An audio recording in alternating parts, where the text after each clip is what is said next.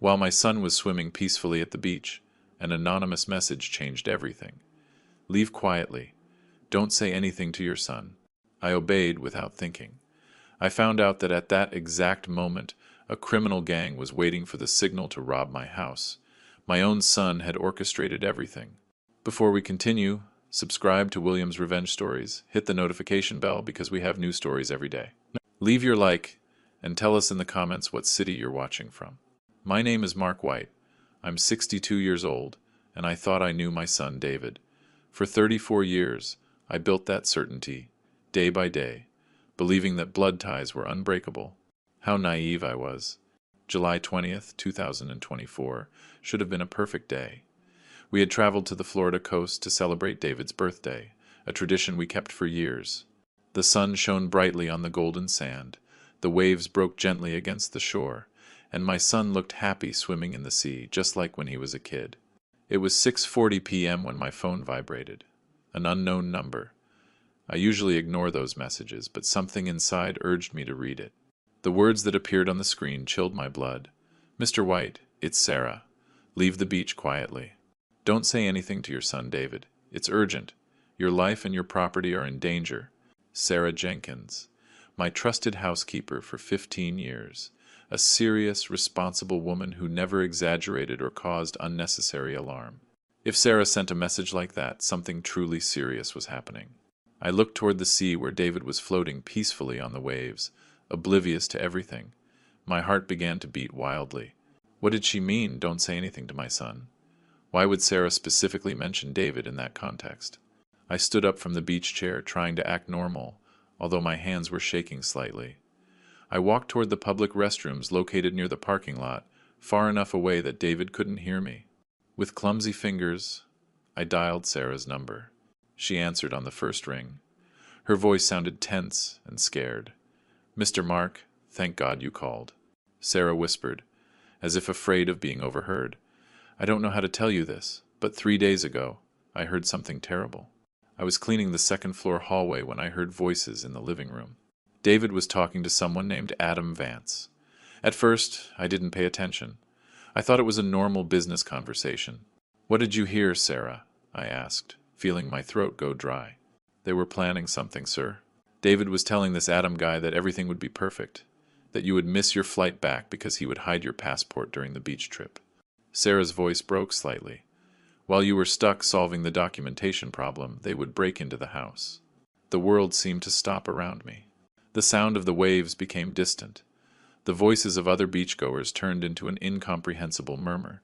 Break into the house! For what? I managed to ask, although I already suspected the answer. To rob the safe, Mr. White. David gave them the exact location in your private office. They talked about $80,000 in cash, jewelry, important documents. They mentioned the break-in would happen tonight between 9 p.m. and 11 p.m., when the house was completely empty. Sarah paused before continuing. The worst part is, David knows the combination to the safe. You always trusted him with everything. I felt like I had been punched in the stomach. I leaned against the concrete wall of the restrooms, trying to process what I had just heard. My own son. The boy I raised, the one I gave everything to, the one I worked tirelessly for decades to support. Planning to rob me? Conspiring with criminals to ransack my own home? Sarah, are you completely sure about what you heard? I asked, desperate to find some alternative explanation, some misunderstanding. Sir, I wish I were wrong, but after that conversation I started paying attention. Yesterday afternoon, after you had already left for the beach with David, that Adam guy came to the house. I let him in because David had told me he was his business partner. They were in your office for almost an hour. When they left, I found papers in the trash. They were drafts of bank documents with your forged signature, Mr. White. Reality began to crush me with unbearable weight. It wasn't a misunderstanding. It wasn't my imagination. My son, David White, 34 years old, the man I placed all my trust and love in, was betraying me in the most vile way imaginable. Did you call the police? I asked, watching David get out of the water and walk toward our things on the sand. Yes, sir. I made an anonymous report 2 hours ago. They said they would set up discreet surveillance near the house. But I needed to warn you. David can't know that you're aware, or he might change the plans and escape. I took a deep breath, trying to control the emotions that threatened to overflow. Rage, pain, disbelief, all mixed in a devastating whirlwind. I looked toward the beach where David was waving at me, smiling innocently as if nothing was wrong. How could he act so naturally, knowing what he had planned? "Thank you, Sarah. Stay alert and update me on any movement," I said before hanging up. I put the phone in my pocket and walked slowly back toward the beach. Each step felt like lead. I would have to act normal, pretend everything was fine, while inside I was falling apart. My son had betrayed me, and I would have to face that devastating truth while feigning complete ignorance. I returned to the umbrella, trying to control the shaking in my hands. David was already drying himself with a towel, his face showing that carefree smile that now seemed like a perfectly rehearsed mask. I sat in the beach chair trying to appear calm, but my mind was in absolute chaos. Every gesture my son made, every word he spoke, now took on a completely different, sinister meaning. "Everything okay, Dad? You look a little pale," David commented while applying sunscreen to his arms. The concern in his voice sounded so genuine that for a split second I doubted everything Sarah had told me. But only for a second. "I'm perfectly fine. Maybe a little sunstroke," I replied, forcing a smile. "The sun is pretty strong today." David nodded and leaned back in his chair. For the next few minutes we sat in silence, listening to the constant murmur of the waves. I discreetly watched his every move, searching for any sign of guilt, any hint of nervousness. Nothing. He acted with astonishing calm for someone who had orchestrated a robbery against his own father just hours before it was to be executed. My phone vibrated again. Another message from Sarah. I read it stealthily. "Sir, I found more serious information. I need to tell you something about David's debts. It's worse than we imagined." I stood up quickly, making an excuse about needing the restroom. I walked back to the restrooms, calling Sarah from the same secluded spot where I had spoken minutes earlier. "Tell me, Sarah, what else did you discover?" I asked, feeling my stomach clench with anxiety. "After speaking with you, I discreetly searched David's room. I know it's an invasion of privacy, but I needed to be sure before accusing him of something so terrible." Sarah paused to take a deep breath. "I found documents hidden under the mattress. They're records of debts to underground casinos. David owes $38,000, Mr. White. $38,000 to this Adam Vance." I closed my eyes, feeling the world spin around me. $38,000. A fortune lost in illegal gambling. How long had my son been sunk in that world without me realizing it? "The documents have dates," Sarah continued, her voice trembling. "The debts started 8 months ago. It began with small amounts, $2,000 or $3,000 a month, but in the last 3 months they skyrocketed. There are threatening handwritten notes from Adam demanding immediate payment, or there would be serious consequences. Now it all started to make painful sense. The frequent requests for money David had been making over the last few months, always with reasonable excuses. Promising investments, unique business opportunities, unexpected expenses with his wife Patricia. I gave him the money without question, blindly trusting my son. How stupid was I not to see the obvious signs? "Is there anything else?" I asked, dreading the answer, but needing to know the whole truth. "Yes, sir. On one of the papers the complete plan is written out. David promised Adam that after robbing the safe, they would split the money equally, $40,000 for each of them. With that, David would pay his debt and still have $2,000 left over. The plan relies on you reporting a common robbery, without ever knowing your own son was the mastermind behind it all." I pressed my forehead against the cold wall of the restroom, feeling sick. The betrayal wasn't just for money. It was calculated, premeditated, meticulously planned for weeks, maybe months. David had studied every detail, using my absolute trust in him to commit the perfect crime. He used me as a father, as a source of income, as a victim. "Sarah, you said you alerted the police," I said, trying to regain some control over the situation. "What exactly did they tell you?" "They took me seriously when I mentioned the forged documents and the specific robbery plan. They sent a surveillance patrol which has been positioned near the house since 5 p.m. The officers are in plain clothes in an unmarked vehicle so as not to arouse suspicion. They told me that if the criminals try to enter, they will arrest them in the act." That at least provided some comfort. The police would be ready. Adam and his accomplices wouldn't succeed in the robbery. But that didn't erase the devastating fact that my own son had planned all of this. The betrayal was still just as painful, regardless of the final outcome. "There's one more important detail, Mr. White," Sarah added, her tone worried. "David knows the combination to the safe because you gave it to him 2 years ago when you made him your power of attorney. He has legal access to all your important documents, your bank accounts, your properties. If he wanted to, he could do much more damage than he already planned." Those words hit me like a hammer. Sarah was absolutely right. In an act of fatherly trust, I had granted David sweeping legal powers over my estate. I never imagined he could use that information against me. The naivety of a father who blindly loved his son had now become my greatest vulnerability. "Stay alert, Sarah. If you see any suspicious movement near the house, call the police immediately, and then call me," I ordered, trying to sound authoritative over a situation that was rapidly falling apart. "I will, sir. And, Mark, I am so sorry that I'm the one who had to tell you this. I know how much you love David." I hung up without answering because I couldn't trust my voice. Tears were threatening to spill, and I couldn't afford that luxury. I still had to go back to the beach and act normal in front of my traitorous son. I took several deep breaths. I splashed cold water on my face from the public sink and forced myself to put the mask of tranquility back on. When I returned, David was checking his cell phone with a focused expression. When he saw me, he quickly put it in his backpack with a movement that was almost imperceptible, but very revealing. Who was he communicating with? Adam? The other members of the criminal gang? Was he coordinating the final details of the assault that would happen in just a few hours?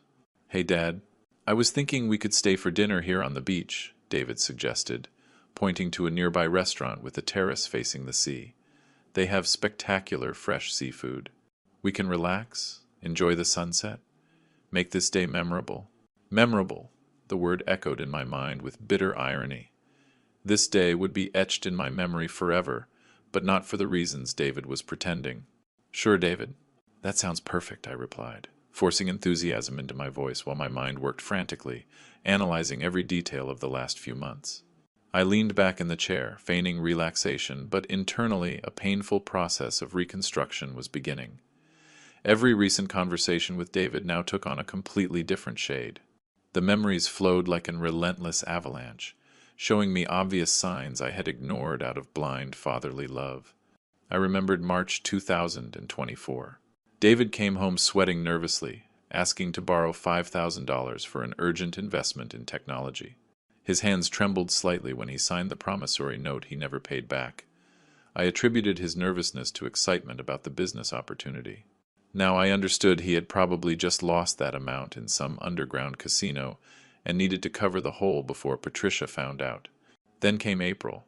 David abruptly canceled a family dinner, claiming unexpected work commitments. Patricia called me that night crying, saying her husband was distant and absent. I defended my son, assuring her he was just going through a stressful period in his career. How naive I was. He was probably gambling that night, losing more money, sinking deeper into that hole of debt. In May, the requests for money became more frequent. $7,000 to expand business inventory, $4,000 for a specialized course, $3,500 for car repairs. Each time with perfectly crafted excuses, documents that looked legitimate, explanations that sounded reasonable. I transferred the money without hesitation, proud to be able to help my son with his professional growth. June brought more obvious changes in his behavior. David started receiving phone calls that he would answer by quickly walking away, lowering his voice to incomprehensible whispers. When I asked who was calling, he always gave the same answer. "Demanding client, difficult supplier," insiste partner. Now I understood. It was probably Adam Vance, collecting the accumulated debts, pressuring him, threatening him, forcing him to find desperate solutions. The visits from this Adam character to my office had also started in June. David introduced him as his new business partner, a successful entrepreneur in the real estate sector. Adam was a 36-year-old man. He wore expensive suits. He spoke with a deceptive confidence. We chatted briefly on 2 occasions. He seemed friendly, though a bit calculating. I never suspected that this individual was actually a loan shark for illegal casinos who had my son trapped in a web of impossible debts. Last week, just 5 days before this beach trip, David asked me for access to the safe. He needed to review old documents related to family properties for a supposed investment project. I gave him the combination without a second thought. I trusted him completely. Now I understood. He was probably verifying the exact contents of the safe, calculating how much money he could steal, planning every detail of the assault he would execute this very night. I closed my eyes, trying to control the tide of conflicting emotions, boiling rage at David for betraying me so vilely, heartbreaking pain upon discovering that the son I loved unconditionally saw me as nothing more than a walking bank, shame for having been so blind, so trusting, so utterly stupid. My phone vibrated, pulling me from those dark thoughts. A message from Sarah. "Sir, it's 7 p.m. I just saw a black van park 3 blocks from the house. 3 men got out carrying large bags. One of them is Adam Vance. I recognized him from the photos David has saved. The police are watching them from across the street. Everything is ready for when they try to enter." I felt my pulse accelerate dramatically. The plan was unfolding exactly as Sarah had discovered. The criminals were already in position, waiting for the agreed-upon time to invade my home, force open my safe, steal my money. And David was sitting here next to me, acting like the perfect son, not knowing that I knew every detail of his miserable conspiracy. I discreetly glanced at my luggage near the umbrella. I needed to check something crucial. I waited for David to get distracted by his phone again, and stealthily opened the side compartment of my suitcase where I always kept my passport. My fingers felt the empty space. Nothing. The document was gone. The physical confirmation of the betrayal hit with renewed force. David had really stolen my passport. His own father.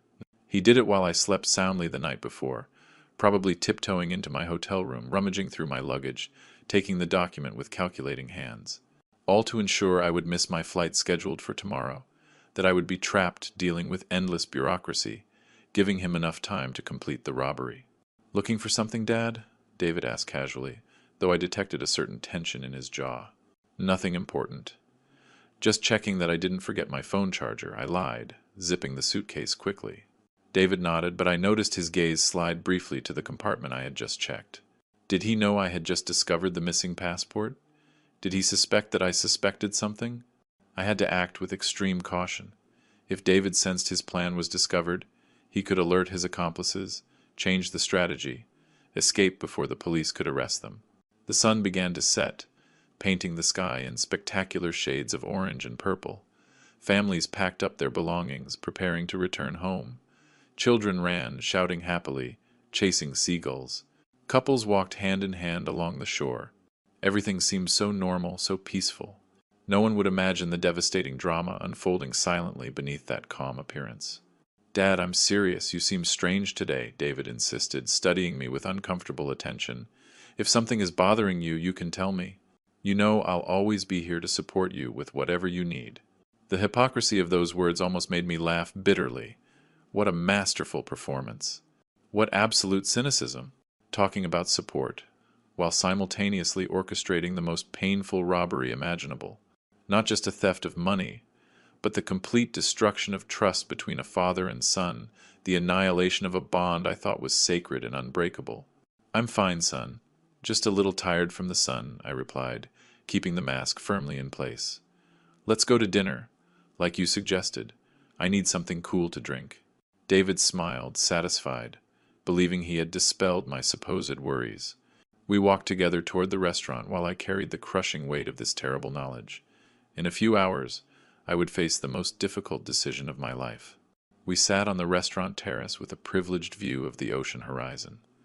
The waiter brought the menus, and David ordered a bottle of reserve red wine, insisting it was a special celebration. Celebration? The word sounded grotesque given the real circumstances.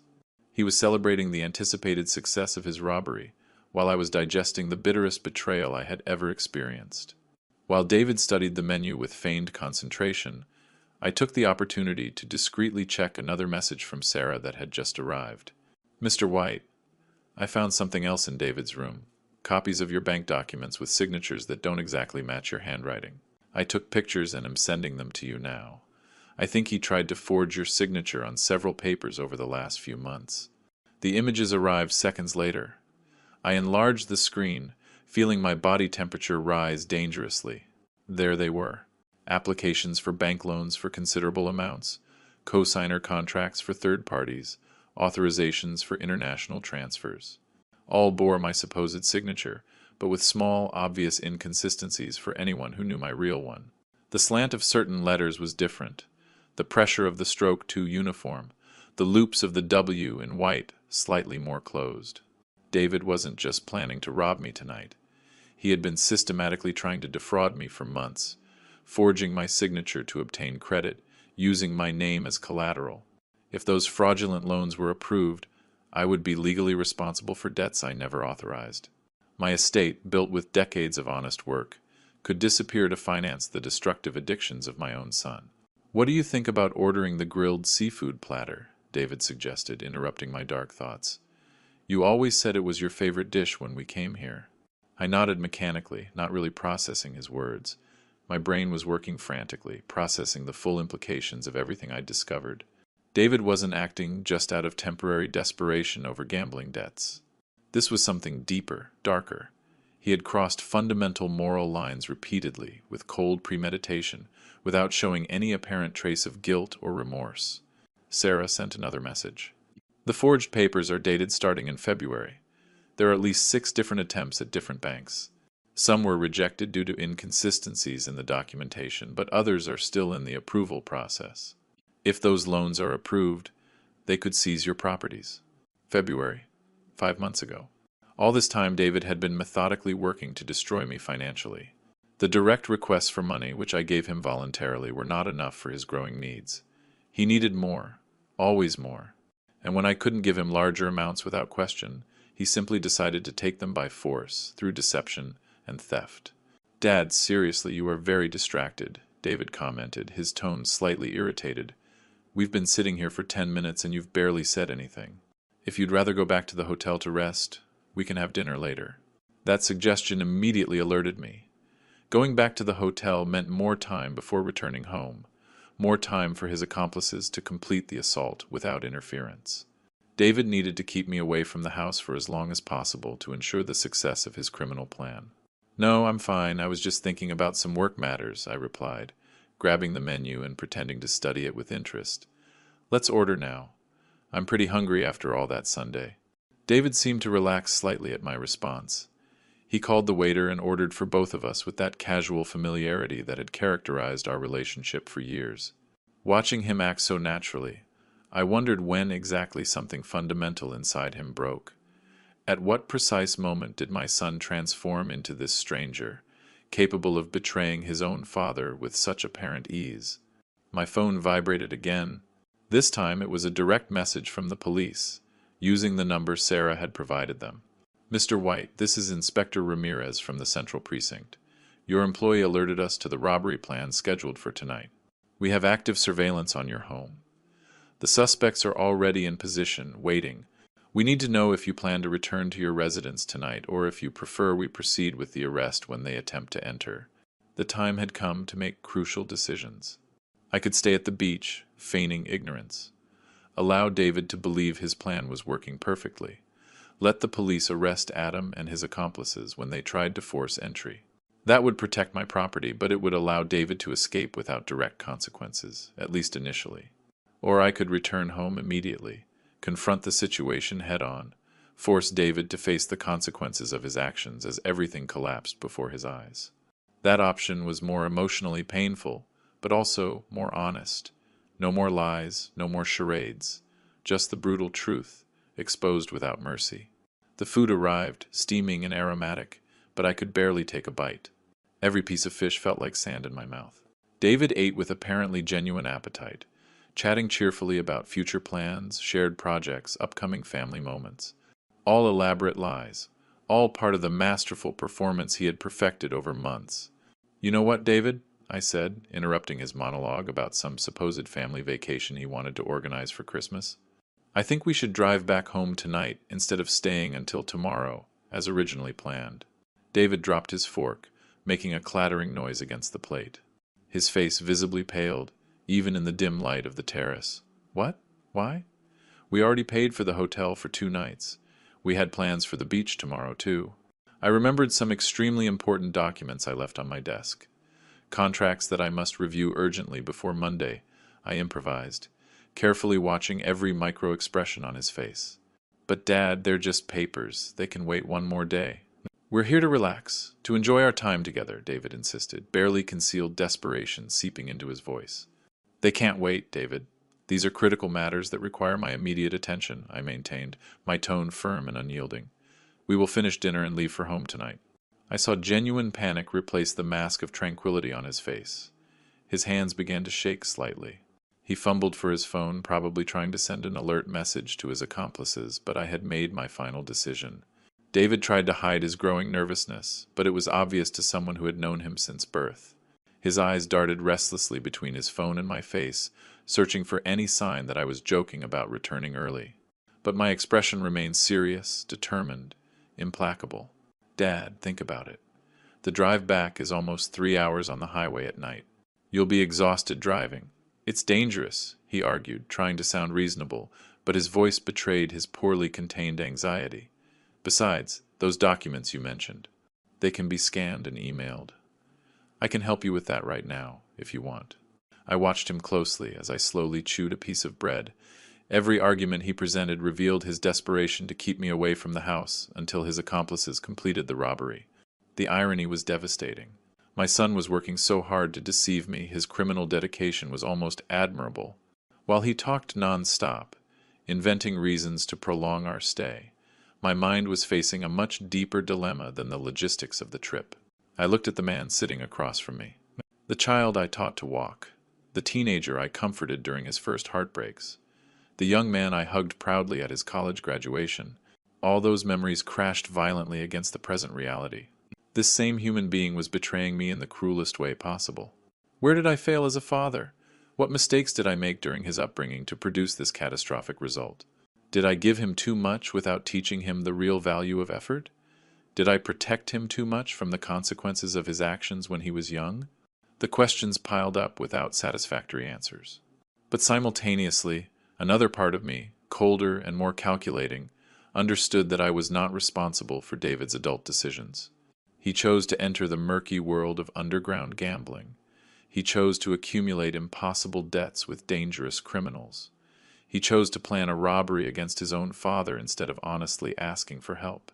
Those choices were entirely his, not mine. David, I've already made the decision. We are leaving tonight, I repeated with finality, signaling the passing waiter for the check.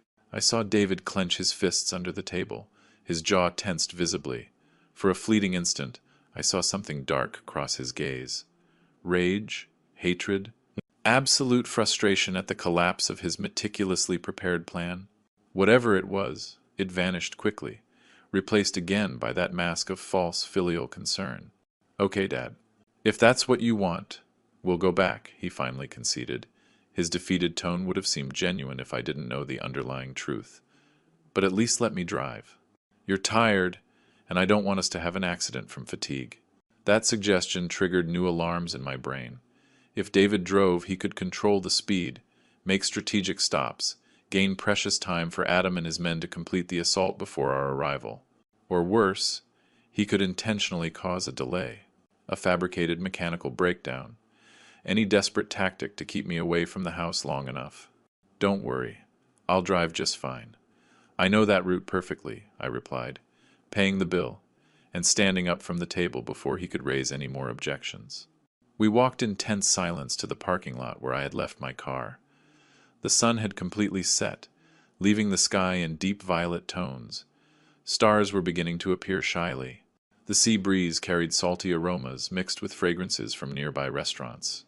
Everything so beautiful, so apparently peaceful, contrasting brutally with the emotional storm raging inside my chest.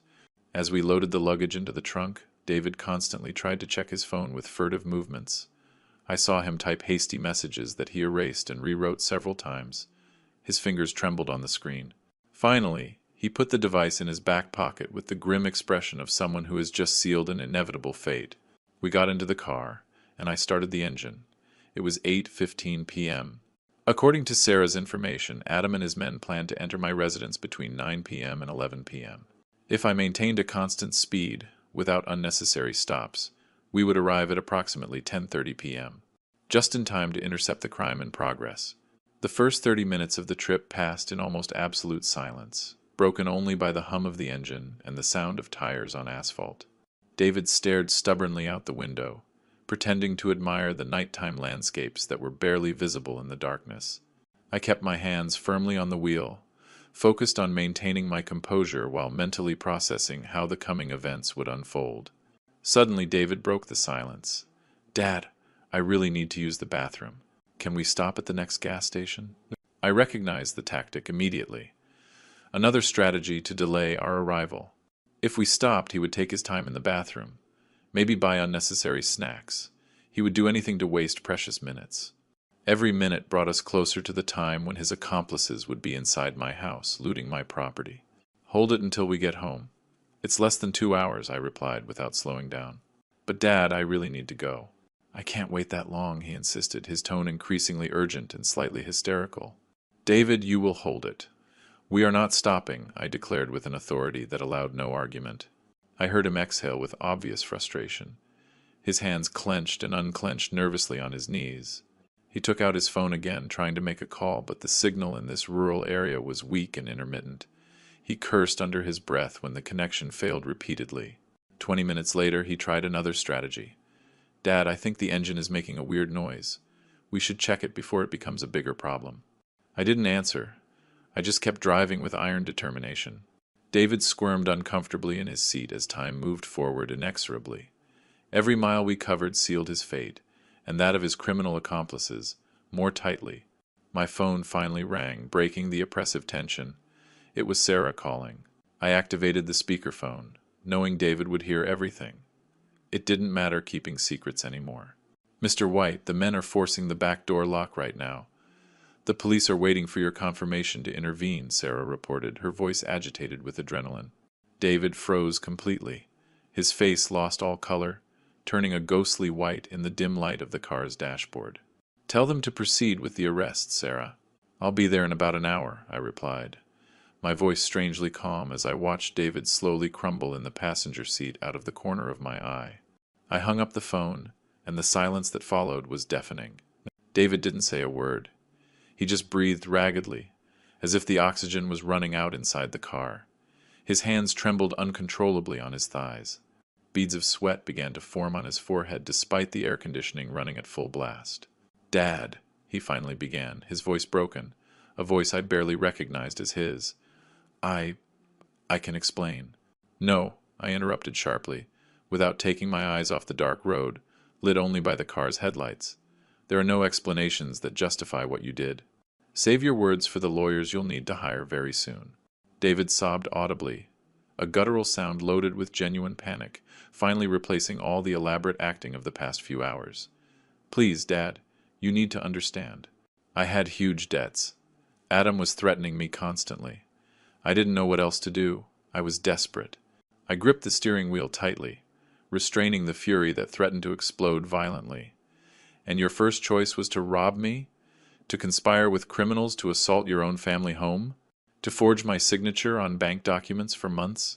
To hide my passport as if it were some unimportant object? I found the passport," he admitted between choked sobs. "It was in your suitcase. I took it last night while you were sleeping." The direct confession hurt more than the confirmed suspicions. Hearing from his own mouth how he methodically betrayed me while I trusted him blindly was unbearable torment.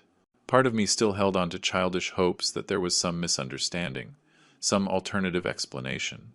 But those illusions vanished definitively with every word he spoke. "Do you know what the most painful part of all this is, David?" I asked, feeling my voice harden, adopting an icy tone I had never used with him before. "It's not the money. It's not the forgeries. It's not even the planned robbery. It's that you never trusted me enough to honestly ask for help. You preferred to destroy our relationship rather than show vulnerability and admit your mistakes." "I asked you for money repeatedly," he exclaimed with growing desperation. "I told you I had financial problems, but you never gave me enough. You always questioned what I needed more for. You always asked uncomfortable questions." His answer hit me like a brutal slap. He was blaming me for his betrayal. justifying his criminal conspiracy because I exercised basic financial prudence by asking what he was spending the considerable amounts I regularly transferred to him on. The absolute audacity of his argument almost left me speechless. "So this is my fault, then," I said with bitter sarcasm. "I'm the villain in this story because I didn't hand you unlimited money without asking reasonable questions about where it was going." "I didn't say that," he protested weakly. I just needed more than you could give me. The debts were growing too fast. Adam was getting more threatening every day. I had to find a quick solution.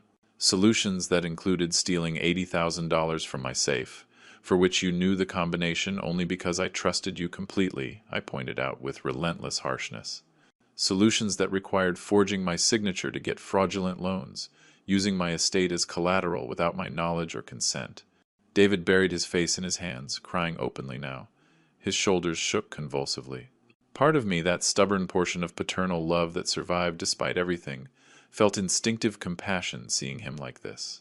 But a larger, colder, wiser part understood that those tears were mainly of self-pity and fear of the imminent consequences, not genuine remorse for the damage he had inflicted. My phone vibrated with a message from Inspector Ramirez. "Mr. White, we have all 3 suspects in custody. They were caught red-handed inside your residence, with robbery tools and compromising documents. Adam Vance confessed immediately, implicating your son David as the mastermind of the entire operation. We will need your formal statement when you arrive." I read the message out loud deliberately, wanting David to hear every destructive word. He groaned in anguish, understanding that his main accomplice had already betrayed him without hesitation. There was no honor among thieves, especially when facing serious criminal charges. "Adam betrayed me," David whispered with pathetic disbelief, as if he expected loyalty from a criminal loan shark who had been manipulating him for months. "We all betray someone in the end," I replied with a dark philosophy born of recent pain. "You betrayed me first. Adam simply followed the example you set so brilliantly." I accelerated slightly, pushing past the speed limit. I needed to get home, to face this nightmare directly, to see with my own eyes the physical evidence of the conspiracy my son orchestrated against me. Words were no longer enough. I needed tangible reality to fully process this emotional catastrophe. David tried to speak several more times during the rest of the trip, babbling incoherent apologies, desperate pleas for forgiveness, empty promises to change and amend his mistakes. I didn't respond to any of it. I just drove with mechanical determination toward the inevitable final confrontation. The city lights began to appear on the dark horizon. I recognized familiar landmarks indicating we were close to home. My home. The place David tried to violate so ruthlessly. Every mile that brought us closer increased the tension inside the car to almost unbearable levels.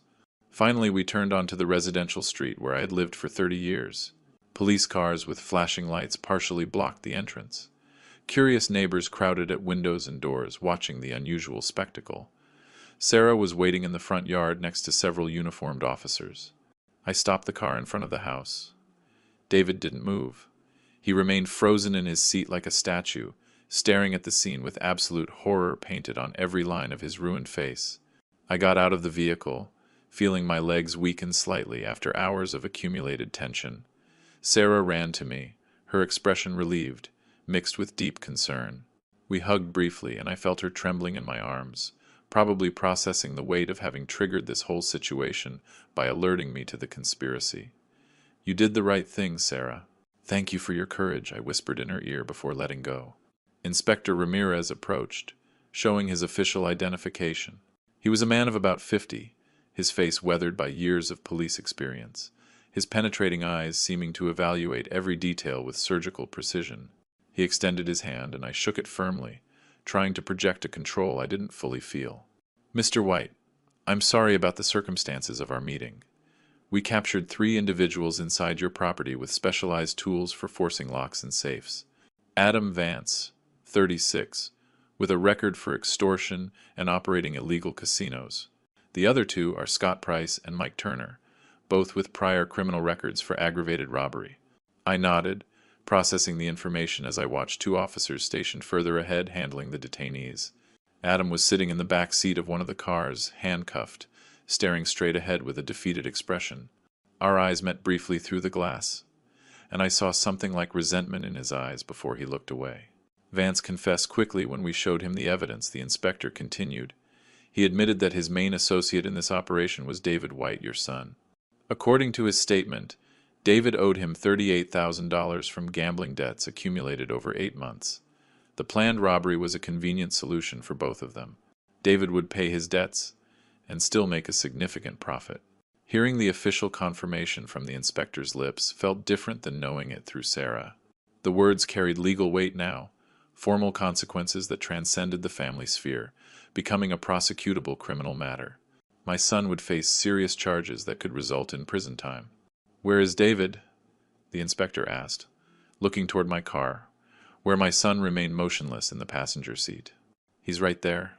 He traveled with me from the beach, not knowing I knew his plans," I explained, feeling renewed bitterness as I remembered those torturous hours of faking normalcy. The inspector walked toward the vehicle, followed by 2 officers. They opened the passenger door, and David got out slowly, moving like a sleepwalker. His face was swollen from crying, his eyes red, avoiding eye contact with anyone.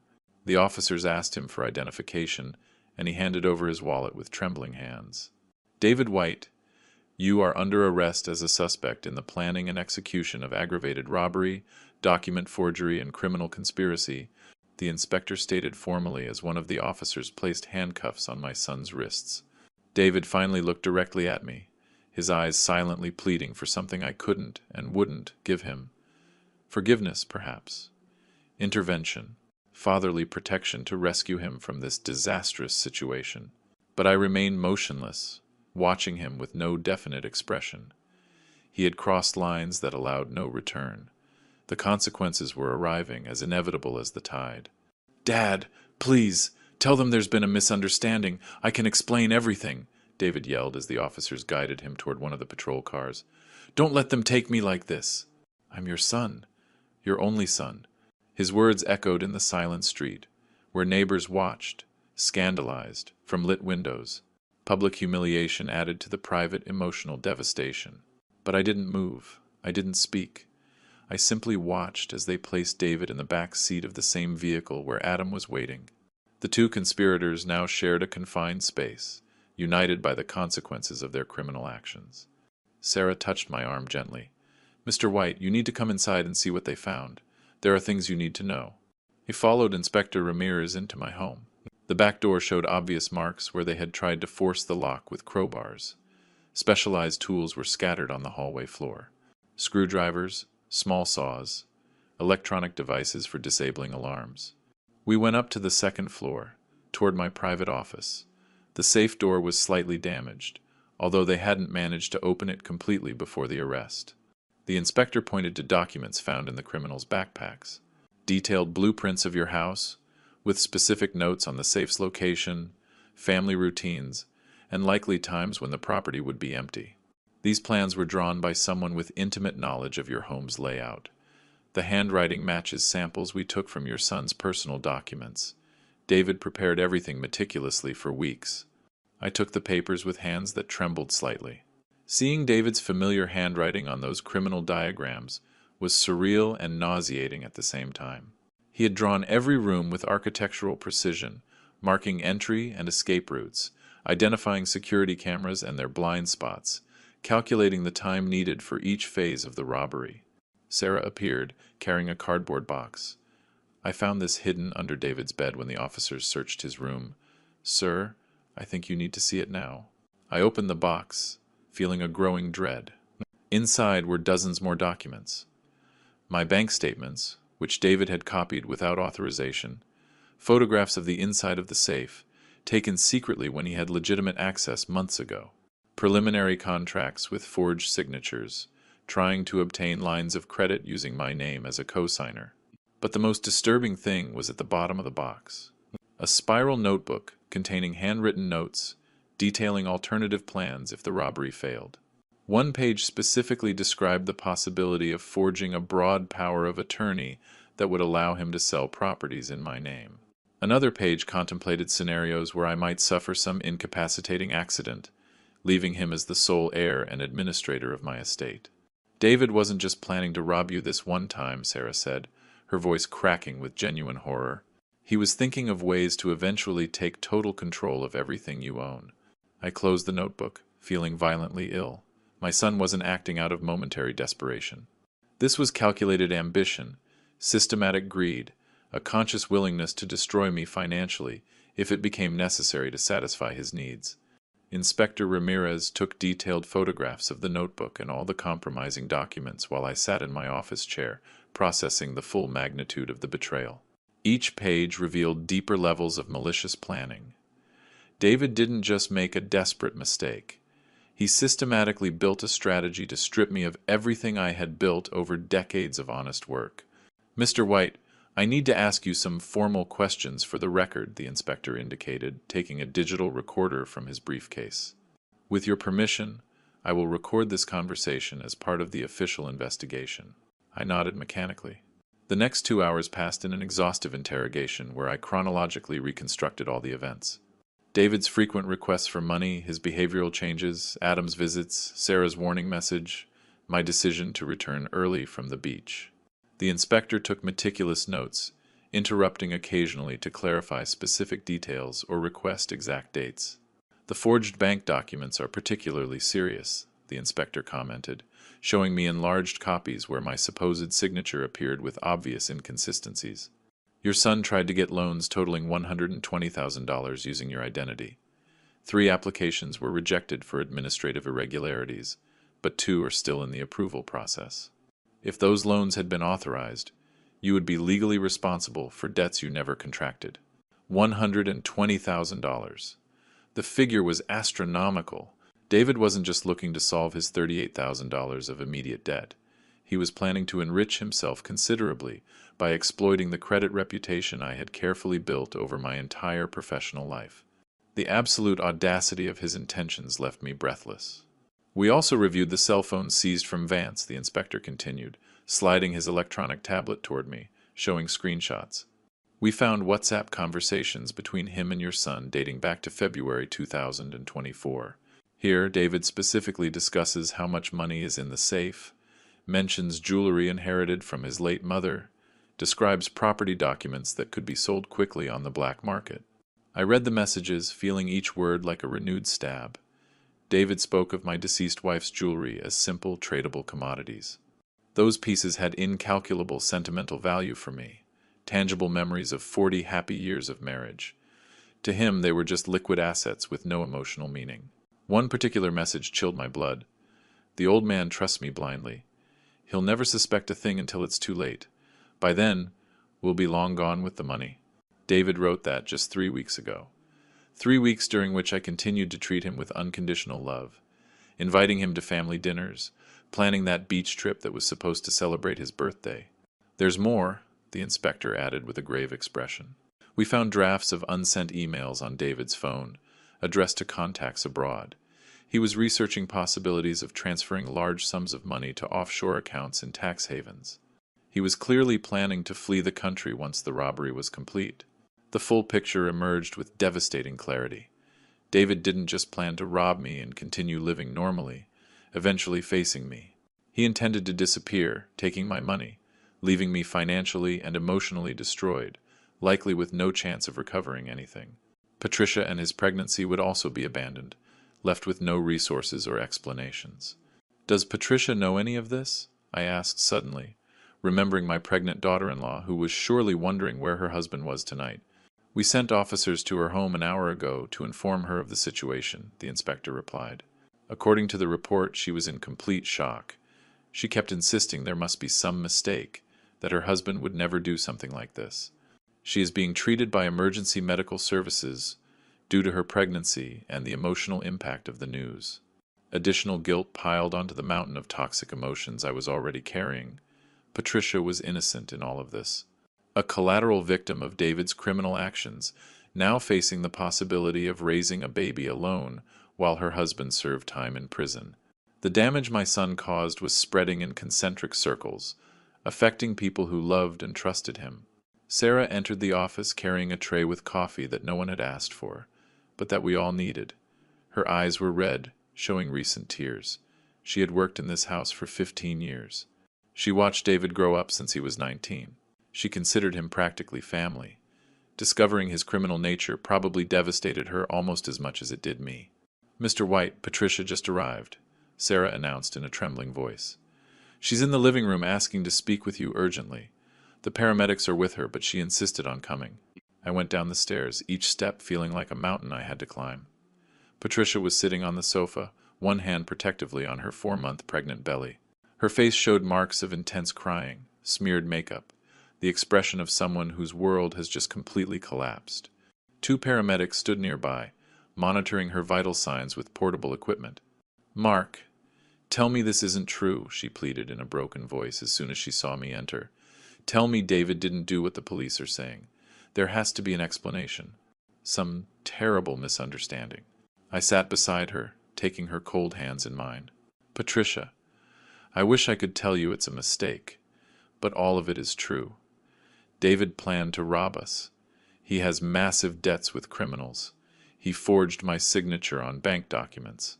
The evidence is irrefutable." She sobbed uncontrollably, covering her face. "How could he do this to me? How could he do this to our baby?" "I'm pregnant with his child, and he chose to conspire with criminals rather than ask for help like a decent person." I had no comforting answers to offer. I was asking myself the same torturous questions. How did David lose his entire moral compass? At what point did he stop caring about hurting those who loved him? The answers remained elusive, buried in some dark corner of his psychology that I would probably never fully understand. "Patricia, I promise you, you will not be left unsupported," I said finally. "This baby is my grandchild. You will both receive all the necessary support, no matter what happens with David." She nodded weakly as the paramedics offered her a mild sedative, which she refused. She wanted to stay conscious, to process everything despite the unbearable pain. The following days passed in a blur of endless legal procedures. David remained in preventive detention while the district attorney built their case. Adam Vance and his 2 accomplices faced similar charges, though with additional aggravators due to their prior criminal records. The judicial process moved with surprising speed, given the overwhelming amount of physical and digital evidence collected. I hired Robert Sands, one of the most respected lawyers in the city, specializing in property law and financial fraud. Robert was 55, with extensive experience in complex cases and an impeccable reputation for rigorous professionalism. We met in his elegantly furnished office, where we exhaustively reviewed every incriminating document. "Mark, I must be completely frank with you," Robert began, after studying the files for 2 continuous hours. "The evidence against David is overwhelming and practically indefensible. The text messages, the forged documents, Vance's testimony corroborated by physical evidence. Any reasonable judge will convict him without significant doubt." I nodded. I expected those words, but they still felt like heavy blows. What kind of sentence would he face, considering the cumulative severity of the crimes? Criminal organization, attempted aggravated robbery, repeated document forgery, attempted bank fraud.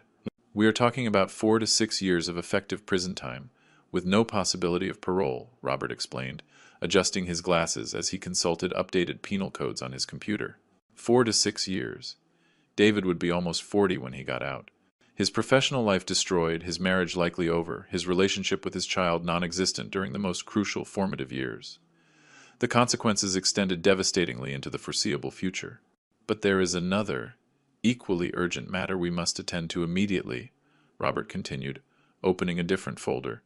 "You need to legally protect your assets. David is still listed as the primary beneficiary in your current will. He has broad power of attorney that theoretically allows him to access bank accounts and make decisions about properties in your name if you were to become incapacitated." The reality of those words shook me violently. In my emotional vulnerability, I had completely forgotten those crucial administrative details. David still retained legal access to everything I owned based on trust I granted years ago, when I still thought I knew my son. "What specifically do I need to do?" I asked, feeling a renewed urgency. Robert laid out several pre-filled documents, waiting only for my signatures. "First, we will immediately revoke all powers of attorney granted to David. Second, we will amend your will, removing him as a beneficiary. Third, we will formally notify all your financial institutions of the situation to freeze any access he might have. Fourth, we will initiate separate civil lawsuits, demanding compensation for damages caused by his attempts at fraud. I signed each document with a hand that trembled slightly. Each stroke of the pen represented a definitive break with the past, a legal acknowledgement that my son was dead to me in every practical sense, even though his heart was still beating in a cell several miles away. "And Patricia?" I asked, remembering my daughter-in-law who was going through this nightmare carrying an innocent life in her womb. "I recommend establishing a specific trust for your unborn grandchild," Robert suggested. "That way, you guarantee the baby has secured resources without David being able to access or manipulate those funds from prison or after serving his sentence. I also suggest including Patricia as a secondary beneficiary with specific conditions that protect her interests without creating unsustainable dependency." The idea made perfect sense. My grandchild should not pay for his father's crimes. Patricia didn't deserve to suffer any more than the inevitable emotional pain she was already experiencing. I instructed Robert to prepare all the necessary documentation, with no budget limitations. I wanted impenetrable legal shields protecting the innocent in this tragedy.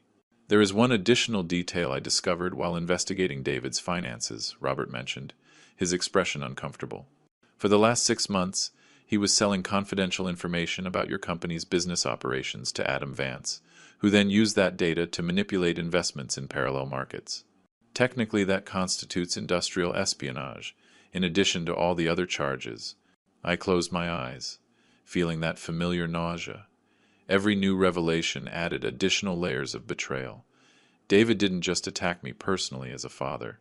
He also professionally sabotaged my business, which I built from scratch 30 years ago. He sold trade secrets to unscrupulous criminals, who likely caused financial losses to innocent clients trusting in my company's integrity. "Quantify all possible damages and add them to the civil suits," I ordered, my voice hardened by cold determination. "I want David to face absolutely every consequence of his actions, without any mitigation for family sentiment." Robert nodded, taking additional notes. We worked for 4 more hours, reviewing every legal detail imaginable. When I finally left his office, the sun was setting, painting the sky in reddish tones that seemed to foretell more storms to come. I drove directly to the hospital, where Patricia had been admitted again that morning due to complications related to extreme stress during the pregnancy. I found her lying in a hospital bed, connected to monitors measuring the baby's heartbeat. Her face showed a deep exhaustion that transcended the merely physical. "Mark, thank you for coming," she whispered weakly, reaching her hand out to me. "The doctors say the baby is stable, but I must remain on absolute bed rest for the next few weeks. The stress is affecting my blood pressure dangerously." I sat by her bed, taking her cold hand. "Don't worry about anything related to money or logistics. I've hired private nurses to care for you when you're discharged. I will pay all medical expenses, no matter the cost. Your only job is to stay healthy for that baby." Tears rolled down her cheeks. "David called me from jail yesterday. He was crying, begging me to visit him, to talk to you so you would help him. I hung up the phone. I can't see him right now. I don't know if I can ever see him again after what he did." David's trial began in November 2024. The courtroom was packed with journalists, onlookers, and families of the secondary victims affected by the industrial espionage David had perpetrated. I sat in the front row next to Robert Sands, watching as my son was brought in, handcuffed, from the holding cells. David had lost noticeable weight during his 4 months in preventive detention. His face was bearded and unkempt, his eyes had deep dark circles, and he had the empty gaze of someone who has abandoned all hope. Our eyes met briefly as the guards led him to the defense table. In his eyes, I saw a desperate plea, a silent beg for some saving intervention on my part. But I deliberately looked away, denying him even that minimal comfort of paternal acknowledgement. I had made unbreakable decisions over these months, and I would not allow residual emotions to weaken my resolve. The prosecutor presented his case methodically over 2 full days. He projected the compromising messages between David and Adam onto large screens. He showed photographs of the forged documents. He played recordings of statements where Adam detailed every phase of the conspiracy. He called expert witnesses who analyzed the fraudulent signatures, confirming they were crude imitations of my authentic one. Sarah testified as a key witness. She recounted in a trembling voice how she accidentally discovered the compromising conversations, how she decided to alert me despite the personal risk, how she found the incriminating notebooks hidden under David's mattress. The defense attorney tried to discredit her testimony, suggesting she had personal motivations against my son, but Sarah stuck to her story consistently, with no detectable contradictions.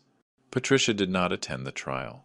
She had given birth prematurely in October to a healthy baby boy whom she named Gabriel, in honor of her deceased maternal grandfather. The doctors attributed the premature birth directly to the traumatic stress of this whole situation.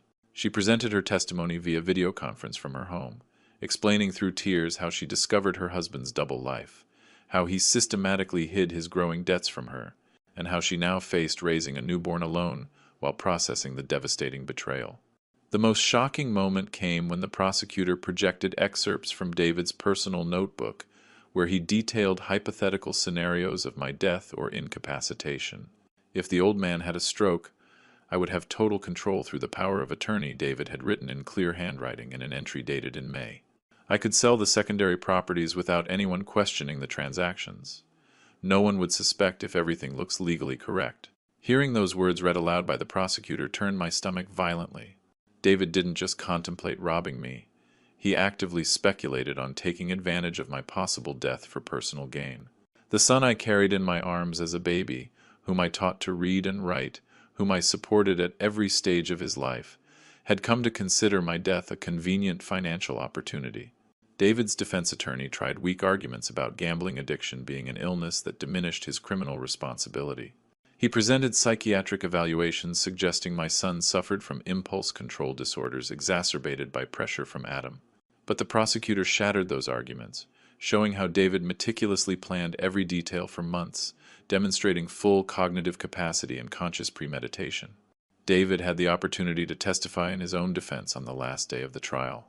He took the stand with slow movements, looking frequently toward where I was sitting, as if searching for some sign of forgiveness or support.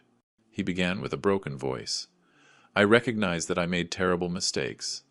Addictions consumed me to the point where I lost all sense of morality, but I never stopped loving my father and my family. His words sounded hollow, rehearsed by his lawyer to generate sympathy from the jury. He spoke for 20 minutes, trying to present himself as a victim of unfortunate circumstances rather than a calculating perpetrator. He mentioned financial pressures, threats from Adam, desperation to protect Patricia from the knowledge of his debts, all carefully formulated to evoke compassion. When the prosecutor aggressively questioned him about the detailed plans in his personal notebook, David stammered incoherently, without convincing answers. Those were just fantasies, written in moments of extreme desperation. I never would have acted on those thoughts, he insisted weakly. Fantasies? The prosecutor retorted with cutting sarcasm. Drawing precise architectural plans of the family home, marking entry routes for criminals. Was that also a fantasy? Forging your father's signature on 6 different bank documents. Was that just imagination? David visibly crumbled under the cross-examination, finally admitting the severity of his actions, though still trying to minimize his moral culpability. The jury watched with expressions that wavered between disgust and pity, but were clearly leaning toward conviction. The deliberations lasted barely 4 hours. The verdict came back unanimous. Guilty on all charges. The judge scheduled the formal sentencing for 2 weeks later. David would spend that time back in jail, waiting to find out exactly how many years he would spend behind bars. During those 2 weeks, I received 11 letters from David sent from his cell, all begging for forgiveness, pleading for me to intercede with the judge, promising to change radically if I gave him one more chance. Every letter remained unopened, piling up in my desk drawer. I had no interest in reading more desperate lies. On the day of the sentencing, I arrived at the courthouse early.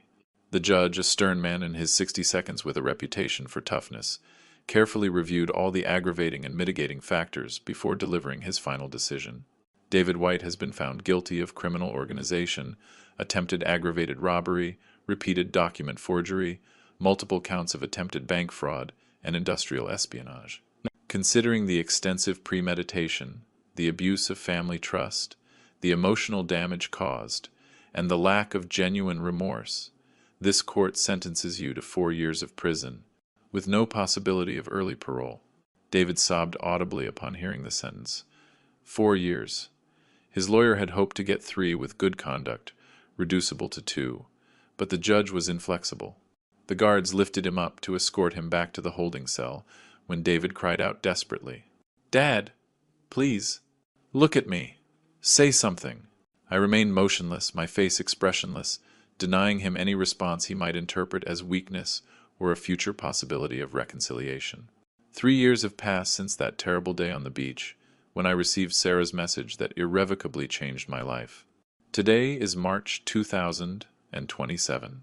As I write these lines in my renovated office, I can hear childish laughter coming from the yard, where Patricia is playing with Gabriel, my 2.5-year-old grandson, who barely knows his biological father exists. David served his full sentence, with no reductions for good conduct. He got out of prison 4 months ago, physically gaunt and apparently emotionally destroyed. He tried to contact me immediately, phone calls that I blocked, text messages that I deleted without reading, physical letters that Sarah returned, marked recipient refuses correspondence. One afternoon in January, he showed up in front of my house, waiting for 5 hours in the persistent rain until I finally agreed to see him for one time only. It was a brief, cold, definitive conversation. We sat in my office, separated by the desk we once shared when he was my trusted power of attorney. Now, that piece of furniture represented an uncrossable barrier between two strangers who were once father and son. "Dad, I've had 3 years to reflect on everything I did," David began, his voice hoarse from months of forced silence in prison. "There are no words to express my regret. I destroyed everything valuable in my life because of stupid greed and uncontrollable addiction. I'm begging you, give me a chance to prove I've genuinely changed." I watched him without any discernible emotion. He had aged considerably during his incarceration. He was 37, but easily looked 45. Deep wrinkles lined his forehead. Premature gray streaked his dark hair. His hands trembled slightly with that characteristic tremor of someone who has spent years in high-stress environments. "David, listen carefully, because I will never repeat this," I said, my voice measured, devoid of paternal warmth. "What you destroyed cannot be rebuilt. Trust takes decades to build and seconds to demolish. You chose to dynamite our bond when you decided to betray me in the most vile way imaginable. There is no coming back from that point. But I'm your son. We're family." "Families forgive," he insisted, desperation seeping into his voice. "You were my son," I corrected, emphasizing the past tense. "That title implies mutual respect, basic loyalty, fundamental decency. You violated all of those principles when you planned to rob me, forge my signature, and sell my company's trade secrets. Someone capable of those actions against his own father does not deserve to still be called a son." David began to cry openly, choked sobs that he probably hoped would soften my position. But I had already cried all my tears during the first 6 months after his arrest. I processed my grief. I accepted the loss. I rebuilt my life around the void he left. His current tears didn't awaken compassion, but rather a cold annoyance at the transparent emotional manipulation. "And Gabriel?" he finally asked between hitches. "He's my son. I have a legal right to know him, to be part of his life." "Legally, yes. Although Patricia obtained a temporary restraining order that severely limits your supervised visits," I replied, consulting documents Robert Sands had prepared in anticipation of this exact conversation. "But morally, a father who planned to rob his own grandfather does not deserve to influence that child's upbringing. Patricia has decided that Gabriel will grow up without knowing you until he is old enough to understand what kind of man you really are." "That's unnecessary cruelty. You're using my son as a weapon to punish me," David yelled, rage momentarily replacing the self-pity. "No," I replied with icy calm. "I am protecting my grandson from toxic influences that could warp his moral development. Gabriel has lived with me and Patricia on this property since he was born. He has stability, unconditional love, and a daily example of integrity. You would only bring confusion and dysfunctional patterns that would take us years to correct." David stood up abruptly, slamming the desk with impotent frustration. "I spent 4 years in prison. I paid my debt to society. I deserve a second chance." "You paid your legal debt," I conceded, standing up as well to indicate this meeting was over. "But there are moral and emotional debts that no judge can quantify, and no cell can repay. You destroyed the trust, that was the foundation of our relationship. That kind of damage isn't repaired by the simple passage of time or by empty declarations of regret. I walked him to the front door, where Sarah was waiting, ready to ensure he left the property without incident. David paused on the threshold, looking toward the yard where Gabriel was running, chasing butterflies under Patricia's smiling supervision. I saw genuine pain cross his face as he observed the domestic scene from which he was permanently excluded. "That boy will never even know I exist, will he?" he whispered, his voice broken. "He will know he had a biological father who made catastrophically bad decisions," I answered honestly. "When he turns 18, Patricia will show him all the court documents. She will explain exactly what happened. Then Gabriel will decide for himself if he wants to meet you or maintain the distance we established to protect him. But that will be his choice as an adult, not yours and not mine." David nodded, defeated, understanding the futility of continuing to argue. He walked slowly away down the entry path, shoulders slumped, carrying the weight of the irreversible consequences that he himself had meticulously crafted with every selfish decision during those dark months of 2024. I closed the door and returned to the yard, where Gabriel was running toward me, yelling, "Grandpa!" with the pure joy that only small children possess. I lifted him into my arms, feeling his comforting weight, his contagious laugh, his simple, unconditional love. This child represented the possibility of a better future, a chance to break destructive cycles, a hope that one generation could learn from the devastating mistakes of the previous one. Patricia approached, placing her hand gently on my shoulder. "Was it very hard?" she asked, referring to the encounter with David. "It was necessary," I replied simply. "He needed to hear directly that there is no path back. Maybe now he can finally start to rebuild his life somewhere else, far away from us." That night, after putting Gabriel to bed with stories of heroic adventures starring brave grandfathers and curious grandsons, I sat in my office in front of the safe that David tried to rob 3 years ago. It now contained something different, besides the cash and jewelry. My updated will, leaving absolutely everything to Gabriel under Patricia's administration until my grandson turns 25. David was not mentioned on any page. Legally, he had ceased to exist as my heir. If you liked this story, give the video a like, subscribe to William's Revenge Stories, and share your thoughts in the comments. To hear the next story, click the box on the left. Thanks for watching. Did you enjoy my story? What a journey it has been. I truly wonder, what would you have done if you were in my shoes? Would you have chosen silence to keep the peace, or would you have done what I did to reclaim your dignity? Let's meet in the comments below. I'm so curious to hear your thoughts. I'm reading every single one. Which city are you listening from tonight? If my story resonated with you, you can support me and help me bring more stories like this to the world by sending a super thanks. Your sweet support means the world to me and allows me to continue this journey with all of you. On the screen now, you can see 2 new life stories that I highly recommend you watch next.